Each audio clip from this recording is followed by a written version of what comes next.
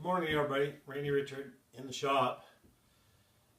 So here's a quick update on the lathe. I've got some parts in, and you can see the mess on the table. That's all the parts and disassembled of the apron. I'll show you the apron, and it's been I just got it primed a few minutes ago, so it's in the sun drying. We got a warm day, so I show you a few parts here. I've made up the bushings that need to go in it, replacing the ones that were worn. Those worn ones were not. Oh, let me back up a minute. Chris Peterson, thank you. He's in Columbus, New Hampshire. Has his own business out there of machining and fabrication work. So shout out to him if you're in New Hampshire. Go see him if you need something. Anyway, he has a lance leg the same as mine. It's a C2 model. He had a manual. He made a copy for it and emailed that to me. That was a great thank you, Chris. I can't thank you enough. There's not too many of these out there, it looks like. So having a manual will help. It just kind of shows you how things work, you know, and how to operate things, I guess, and shows you some of all the parts, things like that. So thank you again, Chris. Go see Chris, New Hampshire, Columbus, New Hampshire. So anyway, so these bushings were not stock. It probably wore out. The rolling bar, it's called, it drives the carriage. They probably wore out or wore oblong, and they replaced them with bronze bushings. These are actually, looks like they're brass bushings. They're not, like I used bearing bronze in 932. A little better stuff. These wore out, so I made new ones. Let's see, what else did I do here? Well, I had discovered 2 cracks. I gouged those out and brazed it up. And I think I took a still picture of that. I didn't do a video. So, got a couple things came. We'll be using on it. We'll use this Hitachi VFD. 3-horse VFD. And I found a gear on PT International website. I think I might have mentioned that before.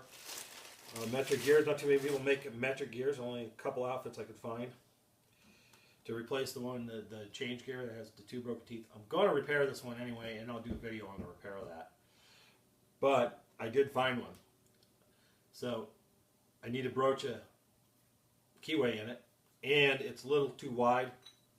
It's 1/8 of an inch almost too wide, which is good because this has a slight hub, and I'll machine it. I'll machine this gear to match that, make it look right. But anyway, so it was a perfect match, which was a good deal, and only cost me like $57. Let's see what else I have to do.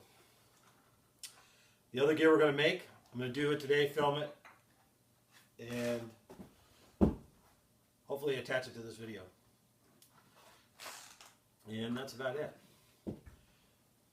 So let me go show you the apron real quick, and then I'll get to getting the machining done. Okay, thanks a lot, you guys. Oh, by the way, I passed 1,400 subscribers, so thank you to all subscribers, viewers, commenters. Please share it. It's a great thing. Hey, thank you. The back side of the apron with brazing repairs. Front side of the apron, rough casting. Apron all bondoed up, ready for paint. Here's the apron primed. Now the sun moved. I'll have to move this to get it back in the sun. It's drying still. Looks pretty good, all primed. I do have some gray paint I'm going to paint it with. It probably won't match, but that's okay. The lathe needs a little more paint work anyway. They did a pretty poor job in repainting it. So there's that. And there is Roscoe, the shop dog. He is lazy, but he is a sunhound. He's not a cold weather dog, and it's been cool at night already, getting down in the 50s. Actually, I think it was 49 the other night. So and we had a lot of rain. We must have got at least an inch of rain. It poured for quite a bit, all night one night, and most of the day another day. So Roscoe, jump up. Come on, wake up. Okay, there. He is obviously tired from sleeping all night. So, anyway, get back to work. There's the, like I said, apron painted up. It's looking pretty good. It was a pretty rough casting, so I did Bondo coatings and sanded, and hopefully it's going to come out nicer, a lot nicer than it was. Here's a few still shots of the setup prior to cutting the gear teeth. Okay, we're over here at the mill. I got the gear blank in my indexing head with a 4-jaw chuck. That's my 1-inch boring bar. I had to make another one to hold a bigger tool bit. I was going to use one that held a 1/4-inch bit, but 1/4-inch bit was not big enough to get the profile. So I went to a 5/16 bit and just made another bar. So I'll go over real quick how I set this. What I did is set this up. Down here in the T-slot of the bed, the table, I put a couple pieces of 5/8 tool steels in there. Put that up against there tight and squared it to the table. Now I last time I used this, I had made sure then it was square or level to the table in this direction and up and down. So I did not adjust it at all for that, but I did check it here. So I put the work piece in here in the chuck, and I dial indicated it in. I got that to be within a 1/2 thousandth. Then I put the dial indicator on and checked to make sure it was level up and down or square to the table, and it's within 1,000. So that's good. I didn't have to adjust that at all. Then I checked it on the side as far as parallel to the table, and it's also within 1,000 or less. I mean, it was more closer to a 1/2 thousandth. It was pretty good. It actually came out really well. So this is square to the world here. So then what I did, I don't know if you can see it, but there's a scribe line across the center of the work of the blank. And what I did there is I took my height gauge, put it on the table, and I know the diameter, and I set it on top, zeroed it out, and then came down half the diameter and scribed the line. And I had eyed it pretty good because I had eyed the cutter right on center with my eye, and I went over there and I didn't even have to change it. It was right on the money, center with the scribe line. Just show you, I mean, it's probably within a few thousand, so it's going to be close enough. Your eye is awful good a lot of times. So that worked out good. So I colored it up here with some red Dykem, and I'm going to cut it to 190 thousandths. I measured the depth of I don't have a gear tooth vernier or anything, so. But the spacing on the gear teeth, let me grab that. The spacing on those gears is pretty much, and the end of the dial caliper fits in there real nice. So I just measured across like this and measured that depth. And so I'll be able to do the same over here. And we'll just keep, as long as I'm doing a relative and using the same tool, it should come out pretty good.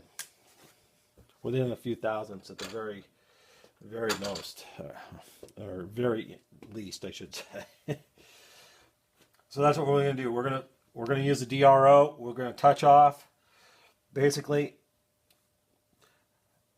And I'm going to take a real light cut until I get down to my depth and measuring it along the way. I ended up having to make a 49 hole circle index plate. I used some 90 thousandths 7075 T6 aluminum. It's nice and stiff stuff.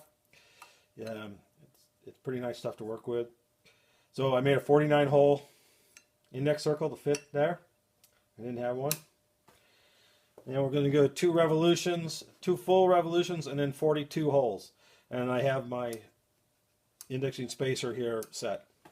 We're going to do 14 teeth. And what I did yesterday is I went around and marked. I went through it just like I'm going to mill it, and put a little blue Sharpie mark every spot there was going to be a tooth, and by gosh, or a cut, should say, and it came out just right. So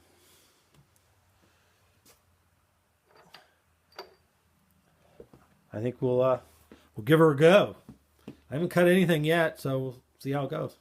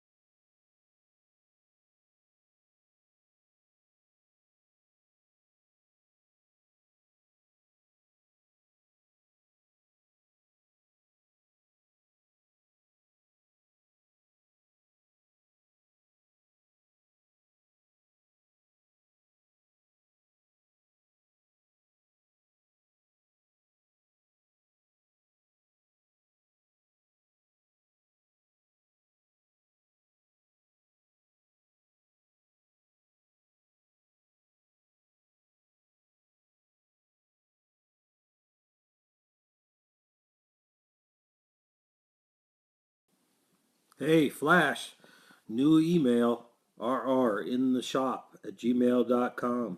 Write it down.